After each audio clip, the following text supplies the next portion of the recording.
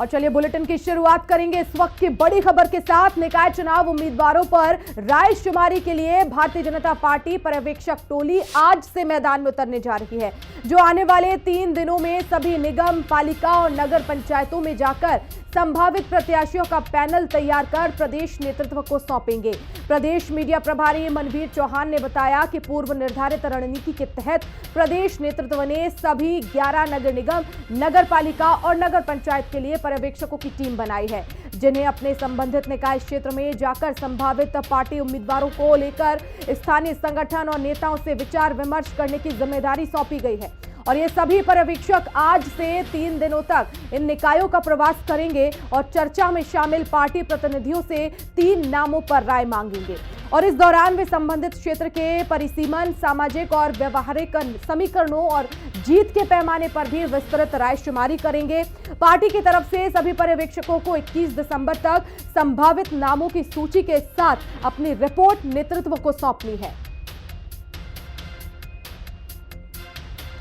तो अब मैदान में भारतीय जनता पार्टी की पर्यवेक्षक टोली और लगातार रायशुमारी की जा रही निकाय चुनाव को लेकर। तो लगभग 1.5 साल बाद ये निकाय चुनाव और ऐसे में अब रायशुमारी के लिए भारतीय जनता पार्टी की पर्यवेक्षक की टोली मैदान में है। रायशुमारी की जा रही है और मेरी सहयोगी देहरादून से शुभांगी भट्ट इस समय लाइव जुड़ गई हैं। शुभांगी, रायशुमारी की जा रही है भारतीय जनता पार्टी की तरफ से, फिलहाल नामों को लेकर किस तरह की तैयारियां हैं? क्या फाइनल हो गए नाम?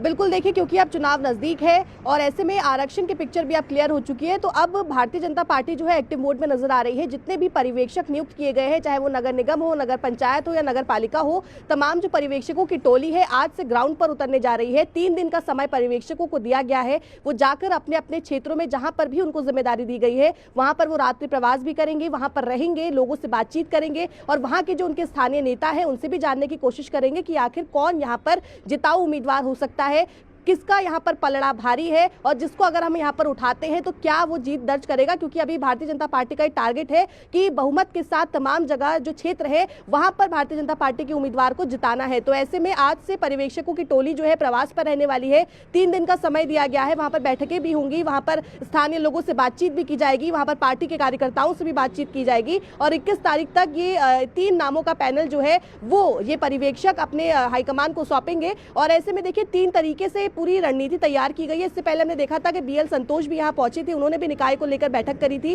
संगठन की बैठक हुई। उसके बाद अब पर्यवेक्षकों को ग्राउंड पर उतारा गया है, वो वहां पर नामों का पैनल जो है वो तैयार करेंगे। और इसके साथ साथ ये भी बताया जा रहा है कि अंदरूनी पार्टी का क्या माहौल है उस पर भी सर्वे लगातार किया जा रहा है। तो ऐसे में हम कह सकते हैं कि लगातार तैयारी चल रही है और पर्यवेक्षक एक अहम भूमिका निभाने वाले हैं, क्योंकि वो जब ग्राउंड पर जाएंगे 3 दिन तक वहां पर लोगों के साथ रहेंगे और ये जानने की कोशिश करेंगे कि क्या वहां पर समस्या है और जिस उम्मीदवार को भी अगर वो सेलेक्ट करते हैं तो क्या वो वहां पर जीत दर्ज कर पाएगा।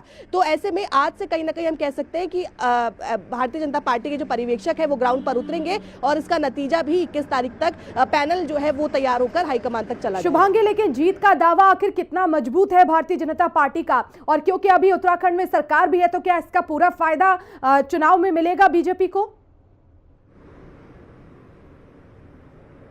अब बिल्कुल देखिए, क्योंकि इससे पहले जो चुनाव हुए उसमें हमने देखा कि किस तरीके से केदारनाथ में भाजपा ने जीत दर्ज करी थी और उसके बाद से ही लगातार भाजपा के जो नेता है, चाहे वो प्रदेश अध्यक्ष हो, मंत्रीगण हो या मुख्यमंत्री हो, तमाम लोग हर बार ये कहते हुए नजर आते हैं कि अब जो आगामी चुनाव है, चाहे वो पंचायत चुनाव हो, चाहे निगम चुनाव हो, ऐसे में तमाम जगहों पर हमारी ही पार्टी की उम्मीदवार जो है वो जीत दर्ज करने जा रहे हैं। इस तरीके की बयानबाजी लगातार सुनने को मिलती है और ऐसे में तैयारी भी देखने को मिल रही है। लगातार पर्यवेक्षकों को भेजने की तैयारी भी हो रही थी और आज से वो टोली जो है वो ग्राउंड पर उतरेगी। इससे पहले बीएल संतोष यहां पर पहुंचे थे, मुख्यमंत्री खुद इसकी मॉनिटरिंग करते हैं, प्रदेश अध्यक्ष जो है वो लगातार संगठनों के साथ जो है बैठक करते हुए नजर आते हैं। और ऐसे में लगातार, जैसे मैंने कहा, कि पार्टी के अंदर अंदरूनी सर्वे भी कराया जा रहा है कि आखिर कौन जिताऊ उम्मीदवार हो सकता है, पार्टी के अंदर क्या कुछ हलचल है, तमाम चीजों पर नजर रखी जा रही है। और ऐसे में हम कह सकते हैं कि निकाय चुनाव को लेकर भाजपा जो है वो दावा जरूर कर रही है और कहीं ना कहीं ग्राउंड पर तैयारी करती हुई भी नजर आ रही है। हालांकि ये आगामी वक्त में ही पता लग पाएगा कि ये तैयारी कितना रिजल्ट जो है पार्टी को लेकिन देती है। कांग्रेस ये आरोप हमेशा लगाती आई है शुभांगी, क्योंकि निकाय चुनाव में देरी हो रही थी और इसी को लेकर कहा जा रहा था कि बीजेपी यहां पर तैयार नहीं है, सत्ता पक्ष को भी यहां पर कहीं ना कहीं डर सता रहा है, हार का सामना उन्हें वहां पर करना पड़ेगा और इसलिए वो लगातार चुनाव को टालते जा रहे हैं। तो क्या इसका असर चुनाव में देखने को मिलेगा, या फिर क्योंकि सरकार भी है और बीजेपी की भी तैयारियां हैं तो उनका दावा अपना अलग मजबूत है, चाहे विपक्ष कितने भी आरोप लगा ले? देखिए, क्योंकि विपक्ष लंबे समय से आरोप लगाता हुआ जरूर नजर आ रहा है। जिस तरीके से निकाय चुनाव लगातार टल रहे थे, लगातार कोर्ट में जाकर भी सरकार अब इसके आगे हम लोग चुनाव करवाएंगे, तो कहीं ना कहीं विपक्ष का सवाल उठाना लाजमी है, क्योंकि उनका कहना था कि देखिए चुनाव को टालने की कोशिश की जा रही है, हार का डर भाजपा में है इसलिए चुनाव टाले जा रहे हैं। हालांकि भाजपा का ये कहना है कि विपक्ष के आरोपों से कोई भी फर्क पार्टी में नहीं पड़ने वाला है। जो तैयारी लगातार की जा रही है, चाहे वो मीटिंग्स को लेकर हो, परिवेशकों को लेकर हो या फिर कैंडिडेट सिलेक्शन को लेकर हो, उस पर विपक्ष के आरोपों का कोई भी फर्क नहीं पड़ने वाला है। दूसरी ओर विपक्ष भी अपनी जीत के लिए इस बार कहीं ना कहीं आश्वस्त नजर आ रहा है। विपक्ष से भी कई ऐसे उम्मीदवार हैं जो लंबे समय से बैठकें कर रहे हैं, लगातार हाईकमान तक भी बातें पहुंच रही हैं कि आखिर कौन जिताऊ उम्मीदवार हो सकता है। कल स्क्रीनिंग कमेटी यहां पर जो है प्रदेश से प्रभारी जो है वो भी सुरेंद्र शर्मा भी यहां पहुंचे थे, यहां पर उनकी मीटिंग हुई है और आगे जाकर अब स्क्रीनिंग होगी, उनका ये कहना था। तो कहीं ना कहीं दोनों पार्टियां जो है अपने अपने स्तर पर तैयारी कर रहे हैं और अब देखना होगा कि आखिर किसके पक्ष में इस बार जनता जो है वो वोट करेगी। बहुत शुक्रिया शुभांगी तमाम जानकारी के लिए। और चलिए बढ़ते आगे। बीजेपी नेतृत्व ने निकाय आरक्षण पर सामने आ रही आपत्तियों को शहरी विकास विभाग में उठाने का सुझाव दिया है, तो वहीं साफ किया है कि समस्याओं को उचित पार्टी फोरम से बाहर उठाने को अनुशासनहीनता मानकर सख्त कार्रवाई की जाएगी। प्रदेश अध्यक्ष महेंद्र भट्ट ने बयान जारी कर कहा कि राज्य सरकार की तरफ से सभी वैधानिक प्रक्रिया का पालन करते हुए निकाय चुनावों को लेकर आरक्षण की व्यवस्था सुनिश्चित की है।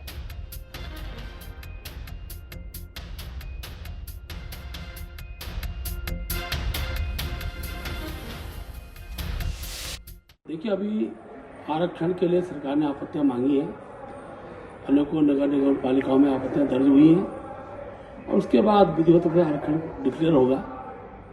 पार्टी ने अपने पर्यवेक्षक प्रत्येक नगर निगम पालिका के लिए भेज दिए हैं। किसी भी कार्यकर्ता को प्रत्याशी के संदर्भ में किसी प्रकार की बयानबाजी और कोई विषय रखना है तो पार्टी का प्लेटफॉर्म है उस पर रखें। अलग से बयानबाजी ये अनुशासनहीनता के दायरे में आएगी।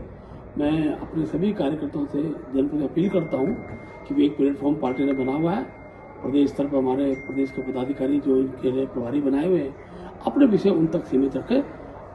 किसी भी प्रकार की अनर्गल बयानबाजी किसी भी स्तर पर प्रत्याशी के संदर्भ में नहीं होनी चाहिए।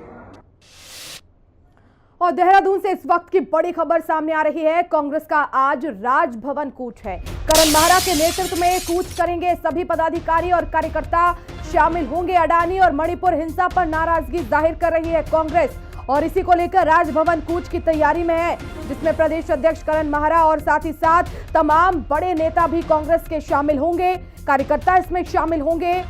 तो अडानी और मणिपुर हिंसा पर नाराजगी व्यक्त कर रहे हैं। तो लगातार कांग्रेस अडानी मुद्दे को लेकर चाहे वो केंद्र सरकार हो, राज्य सरकार हो, उसे घेरती आ रही है और एक बार फिर से मणिपुर को लेकर भी कांग्रेस ने नाराजगी जाहिर की है और साफ तौर पर यह कहा है कि मणिपुर को लेकर कोई भी ऐसी बातचीत नहीं हुई जिससे वहां की हिंसा को जो है वो सुलझाया जा सके, मामला सुलझाया जा सके। लगातार वहां पर हालात खराब हो रहे हैं, महिलाएं सुरक्षित नहीं है, बेटियां सुरक्षित नहीं है, यह आरोप कांग्रेस लगातार लगा रही है।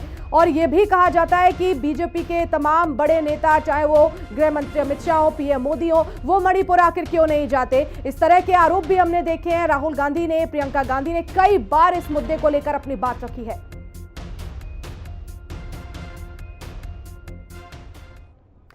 और नगर निकायों में आरक्षण की स्थिति साफ होने के बाद कांग्रेस में स्थानीय निकायों में मेयर, पालिका अध्यक्ष और नगर पंचायत अध्यक्ष पद के लिए दावेदारी का सिलसिला शुरू हो गया है और बड़ी संख्या में लोग दावेदारी पेश कर रहे हैं, जिसके बाद एक जिताऊ उम्मीदवार ढूंढना अपने आप में चुनौती है। और इसको लेकर प्रदेश सह प्रभारी सुरेंद्र शर्मा का कहना है कि ये स्वाभाविक है कि लोकतांत्रिक पार्टी में नेता बड़ी संख्या में आवेदन करेंगे और ये दर्शाता है कि पार्टी कितनी जीवंत है।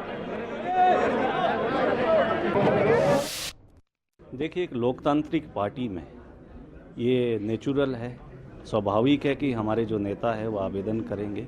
ये बढ़िया है, ये दर्शाता है कि कितनी वाइब्रेंट है पार्टी, सब में यहाँ बराबर का मौका देंगे। हम एक स्क्रीनिंग के लिए पैनल बनाएंगे, हर नगर निगम और नगर पालिका और नगर पंचायत के लिए एक पैनल बनाएंगे, वो स्क्रीनिंग करेंगे। पूरी पारदर्शिता के साथ ये प्रक्रिया पूरी होगी और जो बढ़िया कैंडिडेट होंगे, जो पार्टी के कर्मठ लोग होंगे, जिनके जीतने की संभावना ज़्यादा होगी, उनको शॉर्टलिस्ट किया जाएगा। और बढ़ते आगे, प्रदेश में निकाय चुनाव से सियासी गलियारों में हलचल मच गई है। एक और जहां प्रदेश में निकाय चुनाव की तैयारी चल रही है, तो वहीं दूसरी ओर कांग्रेस के वरिष्ठ नेता राजीव जैन के घर पर ईडी की छापेमारी की गई और ऐसे में विपक्षी दल इसे सरकार की सोची समझी साजिश बता रहे हैं। नेता प्रतिपक्ष यशपाल आर्य का कहना है कि जब भी चुनाव होते हैं, बीजेपी का इतिहास है कि विपक्ष की आवाज को दबाया जाता है।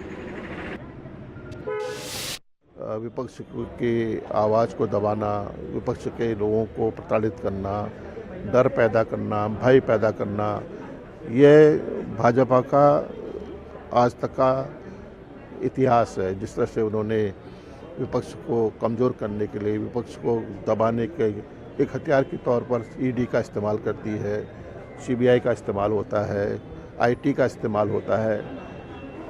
लेकिन हम सब इस लड़ाई को मजबूत से लड़ेंगे और ये जो बलदे की भावना से ये छापेमारी की गई है या चुनाव को दृष्टि में रखते हुए इस मुद्दे को, इस विषय को हवा देने के लिए कि भाई ये लोग इससे संलिप्त हैं, कांग्रेस का ये हाल है, तो ये जनता को तो संदेश देना चाहते हैं। लेकिन अब मेरा मानना है कि जनता सब देख रही है। और हल्द्वानी से खबर, जहां स्वराज सेवा दल के प्रदेश अध्यक्ष रमेश जोशी ने पत्रकार वार्ता के दौरान उत्तराखंड में ठेकेदारों और अधिकारियों की मिलीभगत से हुए हजारों करोड़ों के गबन का गंभीर आरोप लगाते हुए इस पूरे मामले की सीबीआई जांच की मांग की है।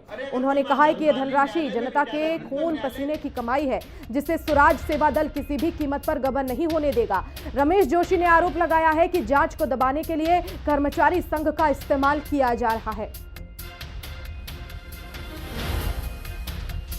सरकार अगर बचाने का प्रयास नहीं करती तो सरकार होती है, 24 घंटे में वो जेल चले जाते। पहले भी एनएच घोटाले में जब हमारे माननीय त्रिवेंद्र रावत जी द्वारा कहा गया था सीबीआई जांच होनी चाहिए, तो केंद्रीय मंत्री द्वारा कहते हुए दबा दिया गया था कि इससे अधिकारियों का मनोबल टूटता है। भ्रष्ट अधिकारियों का मनोबल ही नहीं तोड़ना चाहिए, इनको जेल की सलाखों में भेजना चाहिए। जो हजारों करोड़ रुपए का घोटाला है, इसके खिलाफ सख्त से सख्त कार्रवाई होगी। हम कुमाऊं कमिश्नर महोदय को ज्ञापन दे करके उस पर तत्काल प्रभाव से एफआईआर की हम संस्तुति करवाएंगे, नहीं तो उसमें पूरा प्रदेशव्यापी आंदोलन होगा।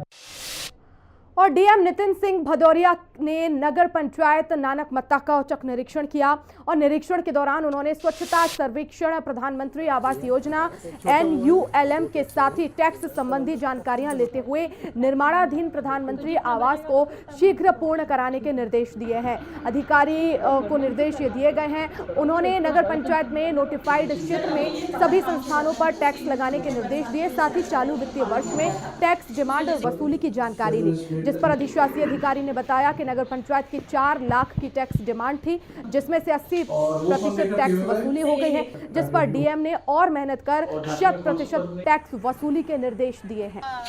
शासन से वो बजट से मिला है। और 2 बुलेरो हैं, एक छोटा हाथी है, एक छोटा वो है। और ड्रग्स फ्री देवभूमि मिशन 2025 के तहत उत्तराखंड पुलिस के द्वारा चलाए जा रहे नशा मुक्त अभियान को सफल बनाने के लिए पुलिस अधीक्षक उत्तरकाशी के निर्देशन में उत्तरकाशी पुलिस लगातार प्रयासरत है। उत्तरकाशी पुलिस के द्वारा जनपद उत्तरकाशी के कई स्कूल, कॉलेज और बाकी जगहों पर जन जागरूकता शिविर आयोजित कर स्कूली छात्र छात्राओं को नशे के दुष्प्रभावों के संबंध में व्यापक स्तर पर जानकारी देते हुए नशा विरोधी शपथ दिलाई गई। छात्र छात्राओं को नशे के प्रति सचेत करते हुए पुलिस ने बताया कि नशे का जहर हमारे जीवन और भविष्य को खतरे की जद में धकेल देता है और सभी नशे से दूरी बनाकर अपने भविष्य पर फोकस करें। व्यायाम, खेल और बाकी कलात्मक गतिविधियों को अपने दैनिक दिनचर्या में शामिल करें।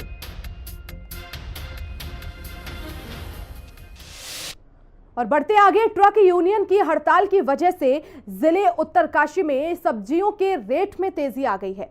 फिलहाल ट्रांसपोर्ट की जो हड़ताल है वो खत्म होने के बाद भी कई सब्जी विक्रेताओं ने रेट कम नहीं किए और प्रामाणिक तौल कांटों का प्रयोग भी नहीं किया जा रहा था।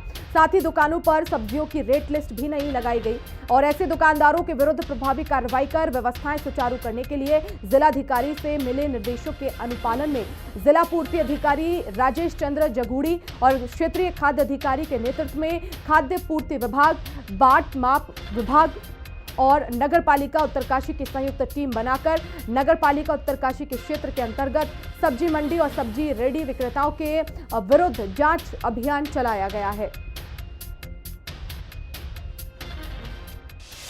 और अगली बड़ी खबर मिल रही है प्रशासनिक सर्जरी की, जहां उत्तराखंड शासन में बड़ा फेरबदल हुआ है। 4 IAS और 3 PCS के तबादले हुए हैं। हिमांशु खुराना को अपर सचिव जलगम बनाया गया है। नमामि बंसल को नगर आयुक्त बनाया गया है। प्रशांत आर्य से प्रबंध निदेशक GMPN की जिम्मेदारी हटाई गई है। विशाल मिश्रा को प्रबंध निदेशक GMBN बनाया गया है। जयवर्धन शर्मा को अपर जिलाधिकारी प्रशासन के द्वारा हरिद्वार बनाया गया और योगेंद्र सिंह को अपर जिलाधिकारी पिथौरागढ़ बनाया गया है। ऋचा सिंह को नगर आयुक्त नगर निगम हल्द्वानी नियुक्त किया गया है।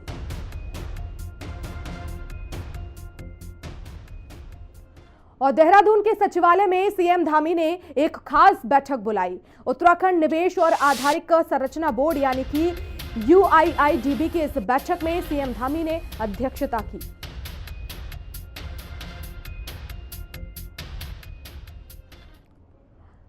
और कॉर्बेट हेरिटेज जंगल सफारी कालाढूंगी जोन का वन मंत्री सुबोध उनियाल और विधायक बंशीधर भगत ने संयुक्त रूप से फीता काटकर शुभारंभ किया। वन मंत्री ने कहा कि कालाढूंगी सफारी जोन खुलने से यहां पर स्थानीय लोगों को रोजगार मिलेगा और आने वाले समय में ये जोन कालाढूंगी क्षेत्र की आर्थिक स्थिति को भी मजबूत करेगा। और वहीं DFO दिगांध नायक ने कहा कि कालाढूंगी क्षेत्र कॉर्बेट हेरिटेज से जुड़ा होने के कारण और इस सफारी जोन में पर्यटन की प्रबल संभावनाएं हैं। नौजवानों को रोजगार दिया और हमारी ये परिकल्पना थी कि 2 लाख लोगों को रोजगार देने की सरकार ने परिकल्पना की थी। इसी के तहत राज्य में तमाम डेस्टिनेशन डेवलपमेंट किया है और EDC के विषय को जाने का काम कर रहे हैं। इसी कड़ी में एक मोहान में और अभी एक कालाढूंगी में एक ऐतिहासिक यहाँ पर शुरुआत हुई है। 2 यहाँ पर आज सफारी के लिए एक कालाढूंगी और एक मोहन में आज शुरुआत की है। इसमें पहला गेट कालाढूंगी का है। इसमें 30 सफारियाँ सुबह और 30 शाम के चले करेंगे और सैकड़ों बच्चों को इसके अलावा इसमें रोजगार मिलेगा। साथ ही साथ ये करीबन 22 किलोमीटर का ट्रेन है जो जंगल के अंदर कुल मिला करके अगर आप रोड साइड में जोड़ लें तो 42 किलोमीटर की बात है। यात्री आकर के इसमें गवर्नमेंट का जंगलों का लुत्फ उठा सकेंगे और वाइल्ड लाइफ के प्रति जो लोगों का आकर्षण है उनसे ज़्यादा से ज़्यादा यात्री यहाँ पे आए। यहाँ पर एक अच्छा आर्थिक जो यहाँ की बड़ी स्थिति बन है। यहाँ पे आज कॉर्बेट हेरिटेज सफारी का स्टार्ट हो रहा है। 17 तारीख को हम माननीय वन मंत्री जी के द्वारा इसका उद्घाटन कर रहे हैं और कल से ही यहाँ सफारी स्टार्ट हो जाएगा।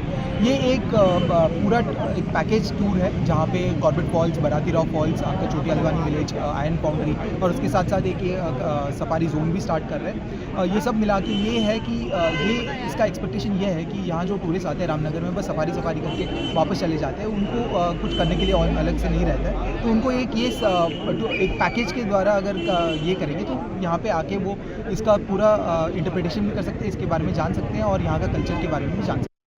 सफारी है जो प्रारंभ हो रही है, ये बहुत बड़ा सौभाग्य है। हमारे ओजस्वी माननीय मुख्यमंत्री पुष्कर सिंह धामी को मैं कोटि कोटि धन्यवाद देता हूँ और हमारे विधायक महोदय बंशीधर भगत जी भी, उन्होंने भी इसमें सहयोग किया और माननीय अजय भट्ट सांसद, तीनों का बहुत बड़ा प्रयास है। मैंने इस बात को उठाया और अपने स्थानीय लोगों में कोटाबा खंड के लिए, जब मैं नैनीताल था तो मैं बार बार सफारी के लिए चिल्लाता था कि जॉन खुलना चाहिए, जॉन खुलना चाहिए। मैंने नैनीताल माननीय मुख्यमंत्री से कहा और उनसे कहा मैंने दीवान सिंह जी से भी कहा कि मतलब इस क्षेत्र में क्या विकास होगा। तो मेरी मुख्यमंत्री गंभीरता से बात को लिया और बार बार मैं विधायक महोदय के पास भी जाता था कि इस काम को होना चाहिए, चाहे लड़वागढ़ का मेरी समस्या उठाई। तो बहुत बड़ा सहयोग आज भारतीय जनता पार्टी के संगठन ने किया है। बहुत बड़ा सौभाग्य यहाँ के नौजवानों को है। हमारी सोच है, हम इस सोच को बहुत आगे बढ़ाएंगे। मसूरी में परिवहन विभाग, नगर पालिका और मसूरी पुलिस ने सड़क किनारे अनाधिकृत रूप से खड़े गाड़ियों के खिलाफ संयुक्त रूप से कार्रवाई की, जिसमें 12 स्कूटी को सीज किया गया। आपको बता दें कि मसूरी में टैक्सी स्कूटी संचालक सड़क किनारे स्कूटी खड़ी करते हैं, जिससे कि अक्सर जाम लग जाता है और लोगों को भी भारी परेशानियां होती हैं। ARTO राजेंद्र विराटिया ने बताया कि समय समय पर नो पार्किंग जोन में खड़ी टैक्सी स्कूटियों को अभियान चलाकर कार्रवाई भी की जाती है और इसके तहत चेकिंग के दौरान सड़क किनारे खड़ी 12 टैक्सी स्कूटियों को सीज किया गया और दर्जनों वाहनों का चालान किया गया है। कालीन यात्रा है, 4 धाम यात्रा है। नए वर्ष की बहुत ज़्यादा क्राउड को आगामी देखते हुए अब जितने भी रास्ते पे इलीगल तरीके से नो पार्किंग में जितनी रेंटल गाड़ियाँ या अन्य गाड़ियाँ खड़ी है तो उनको सबको हटाया जा रहा है, चालान किए जा रहे हैं। संयुक्त अभियान जो है ये यहाँ पर जो नो पार्किंग जोन में वाहन खड़े होते थे इनके खिलाफ चलाया जा रहा है। इसमें अब जो है हम इनको वाहनों को सीज भी कर रहे हैं, साथ साथ इनके जो है लाइसेंस निरस्तीकरण की प्रक्रिया भी साथ साथ चल रही है और अब इन पर जो है भारी जुर्माना लगा करके इनको छोड़ा जाएगा और काफी लंबे समय तक इनको जो है सीज भी रखा जाएगा। और बीते रविवार की शाम को छतरी चौराहे के पास नया बाजार में हुए अग्निकांड की जिलाधिकारी ने मजिस्ट्रेट जांच के आदेश दे दिए हैं और इस अग्निकांड में 4 दुकानों में करोड़ों रुपए का नुकसान हुआ। इस अग्निकांड में 4 दुकानें पूरी तरह से जलकर राख हो गई थी। इस घटना के बाद सिटी मजिस्ट्रेट AP वाजपेयी ने जल संस्थान और अग्निशमन विभाग को नोटिस भेजकर जवाब तलब भी किया। इसके तत्काल बाद जिलाधिकारी ने पूरे मामले में मजिस्ट्रेट जांच के निर्देश देते हुए सिटी मजिस्ट्रेट को जांच सौंपी है। जो अग्निकांड हुआ था उसके क्रम में हम लोगों ने अग्निशमन विभाग और जल संस्थान से कुछ बिंदुओं पे आख्या मांगी है और इसी क्रम में जिलाधिकारी महोदय द्वारा इसमें मजिस्ट्रेट जांच के भी आदेश किए गए हैं और मुझे ये इंक्वायरी सौंपी गई है। आज हम लोगों के द्वारा एक आम सूचना इसमें जारी की जा रही है कि इसमें जितने भी पक्ष संबंध हैं या कोई व्यक्ति अपना इसमें पक्ष रखना चाहिए, अपनी बात रखना चाहिए, तो वो हमें 10 दिन के अंदर सूचनाएँ और साक्ष्य जो भी हैं वो उपलब्ध करा सकता है। और मजिस्ट्रेट जांच के क्रम में साथ ही अग्निशमन विभाग, जल संस्थान और राजस्व विभाग को भी अपने से संबंधित बिंदुओं पर आख्या देने के लिए पत्र जारी किया जा रहा है। और खबर विकासनगर से है, जहां विकासनगर विधायक मुन्ना सिंह चौहान के प्रयासों से क्षेत्र के गरीब परिवारों को सहायता प्रदान करने के उद्देश्य से एक RRR सेंटर खोला गया है, जिसमें स्थानीय लोग अपने इस्तेमाल किए गए कपड़े, बर्तन, जूते और अन्य सामान को फेंकने की बजाय RRR सेंटर पहुंचा रहे हैं। गरीबों की मदद के लिए खोले गए इस RRR सेंटर का लाभ अब हर रोज गरीब परिवारों को मिलता भी है। हिंदी खबर न्यूज चैनल आपसे भी अपील करता है कि आप भी नगर पालिका परिषद विकासनगर की तरफ से खोले गए इस RRR सेंटर पर अपने घर में रखी वस्तुओं को पहुंचाकर गरीबों की मदद करने में अपना योगदान दें। जो लोग रोज की दिनचर्या में दैनिक उपयोग की वस्तुएं एक समय तक उपयोग करते हैं और उसके बाद उनका उपयोग वो नहीं कर पाते हैं, तो वो अच्छी कंडीशन में होती हैं और हम ये चाह रहे हैं कि वो सब यहाँ पर आकर दान करें, क्योंकि ये सब चीज़ें लोग अनावश्यक रूप से फेंक भी देते थे। लेकिन अब यहाँ पर जब से हमने RRR सेंटर यहाँ पर संचालित किया है, लोग बहुत ज़्यादा ही यहाँ पर लोग अपनी सामग्री को दान कर रहे हैं। पुराने खिलौने, पुराने कपड़े, कंबल, ये सब यहाँ पर प्राप्त हो रहे हैं और आप देख रहे हैं कि लोग यहाँ पर आसानी से ले भी जा रहे हैं। तो नगर पालिका का मकसद यही है कि जो भी ज़रूरतमंद है, जो हमारा सामाजिक रूप से या आर्थिक रूप से जो पिछड़ा हुआ क्षेत्र है, वो उन लोगों की हम लोग मदद करना चाह रहे हैं और ये हम लोग बखूबी कर भी रहे हैं। नगर पालिका परिषद आगे भी इस मुहिम को जारी रखेगा। तो यह एक अच्छी पहल विकासनगर में की गई है। मदद के उद्देश्य से RRR सेंटर का निर्माण हुआ है, जिसमें अब लोग जो सामान है वो पहुंचा रहे हैं ताकि जरूरतमंदों की मदद हो सके। इसी के साथ इस बुलेटिन में फिलहाल इतना ही। आप देखते रहिए हिंदी खबर।